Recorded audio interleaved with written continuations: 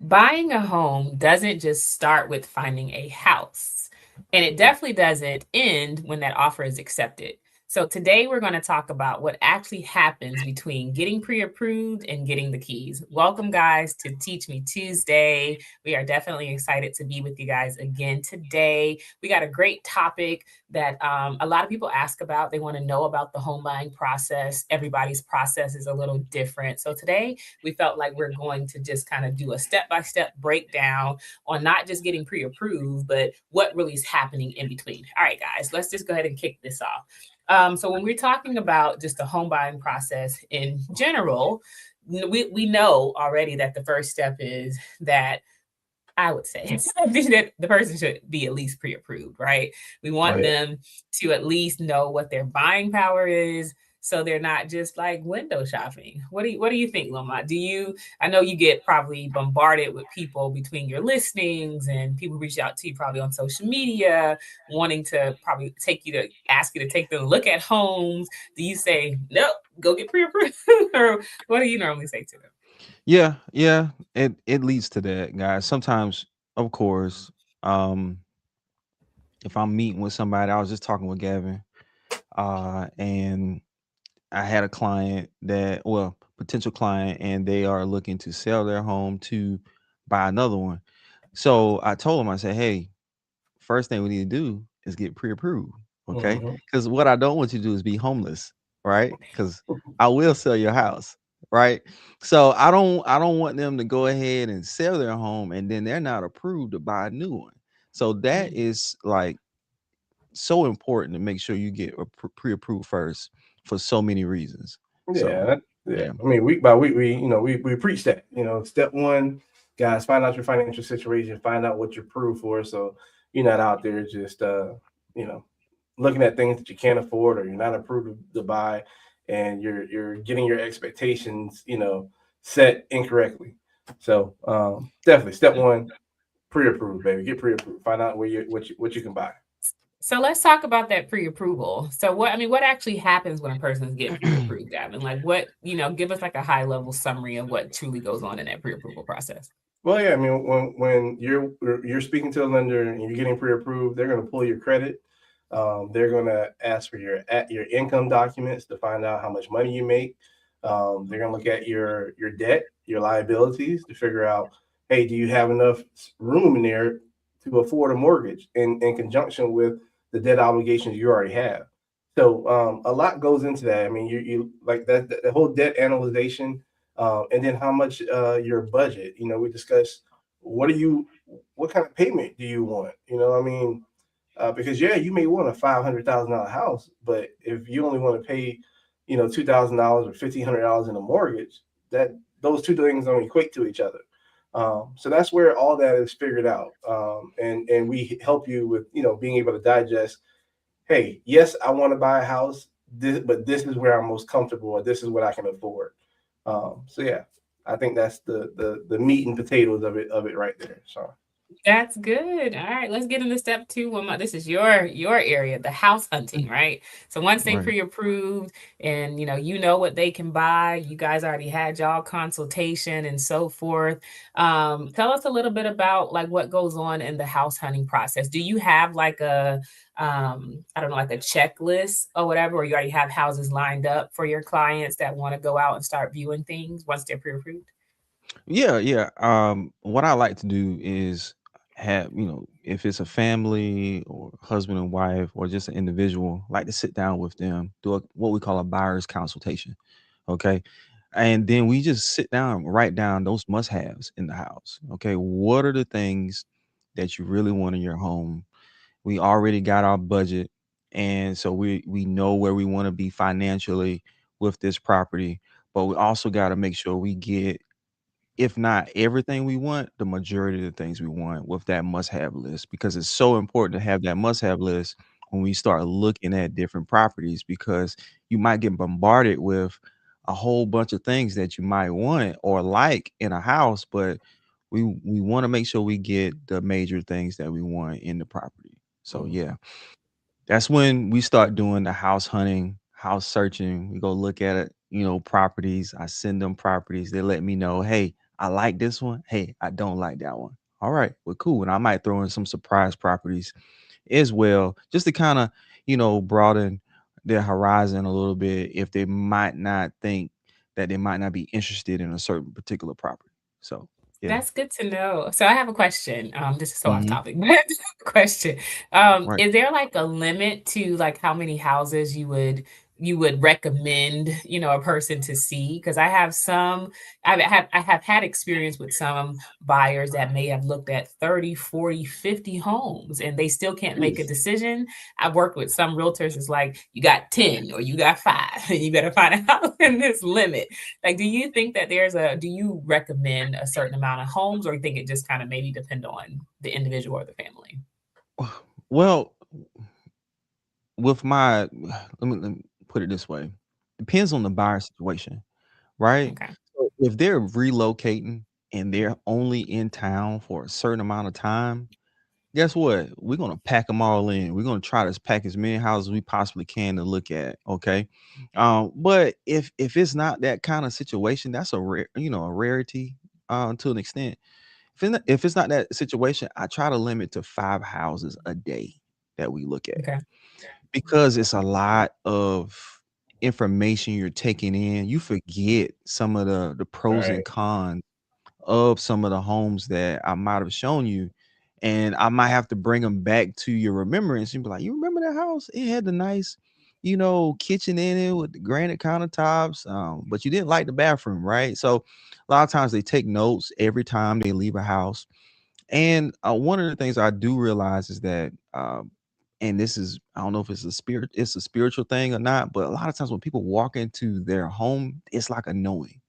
It's like it's like this is my house right here. I love this home. They spend a whole lot of time in that particular home compared to the other ones. So yeah, hope I answered your Well, question, good. Lachelle. That's good to know. All right, Gab. All right. So my question for you is going to be regarding like, this whole offer acceptance thing, right? Once Right. once Wilmot, takes them to look at properties, they feel like they want to, go ahead and put an offer in, and now that they're officially under contract and you receive that contract, what generally happens from there? Like when you get that contract, what's the next step after that? Yeah, well, first of all, I mean, we're all excited. We just got under contract, ratified, and man, everybody's pumped that we're this person, especially first time home buyers buying a house. So Mhm. we want to make that experience as appealing and as pleasing as possible. But here comes where the work comes in. Now we gotta as a realtor, realtors are lining up inspections to make sure that you know the house checks out. We like the everything. We like the appearance. But what about when we peel back the layers to see what's underneath? Absolutely. Or we look under the hood to see exactly the how well the property's been maintained. Um, and then you when it comes to me as a lender, we're looking forward to getting your appraisal order for that property, find out the value. Is it worth what you're buying it for? We're looking at moving your file into processing, and getting it looked at by an underwriter immediately to make sure that, hey, with all the specifics for this property, whether it's property taxes, homeowners insurance quotes, things of that sort. Everything is in alignment with what you can qualify for. Because sometimes people find a home that may be right at their budget, or right at what they can qualify for. And if some things can sway, like if it's a HOA fee that we have to take into consideration, some things can Hmm. kind of sway, and we just got to readjust and make sure that, hey, you qualify for this home. So that's that initial process of you found the home. Now let's check all the additional boxes to make sure that, hey, yes, you can purchase this home, based on where we have you approved for. But yeah, that's that. After that offer is accepted, those are the next steps. Yeah, so I really like that And then I think because that just swings right over to Wilmot. Oh, Lashana, I think you're muted. am I Go ahead. muted? I'm sorry. It was a delay. Oh, okay. Sorry about that. What only thing I was going to add before I swing it over to Wilmot when we talk about like the home inspections and so forth is you kind of, said something regarding we find out like if you're, if everything is really approved. So, of course, in the beginning part of the process, when we're going through that pre-approval, we kind of just working with estimates or like hypothetical information or numbers. We don't really have like all the facts yet. So once you actually go under contract, what we then do is kind of tailor that contract that you receive, we kind of factor in the actual property taxes and get official homeowners insurance quotes, like Gavin mentioned about the HOA and so forth. And then we actually plug in those numbers to just make sure that, that pre-approval is still, just as solid. And then sometimes I'm sure Wilmot, you can speak to this, is that during that due diligence period, and they go and get that home inspection, they may see some things that they don't like. And so they may decide that they don't, want to proceed. How often would you say you kind of get that? Do you find that happening more often than not, or just it doesn't happen as often, would you say? Well, it does happen, guys. Guess what? Homes aren't perfect. It's just not, you know. And guess what? A lot of times with older homes, you're gonna find more stuff. Okay. So and I'm not bashing older homes, but also I do know with newer homes, it's sometimes less things that you have to worry about compared to an older home with maybe old plumbing, old electrical, maybe the HVAC unit hasn't been replaced. There's some things that you want to make sure you pay attention to during that home inspection process, or what we call due diligence period. And this is when we do all of our inspections. We home a general home inspection. You might want an HVAC inspection. If your home has a septic tank, if that property has a septic tank, hey, you probably want a septic tank inspection as well. Get your termite inspection done. These are all the things that we go over with the buyer during that due diligence period. So we make sure the home's components are well maintained, or we might need to ask the seller and renegotiate some things if we can get some things repaired or fixed in the property. So, Mhm. yeah.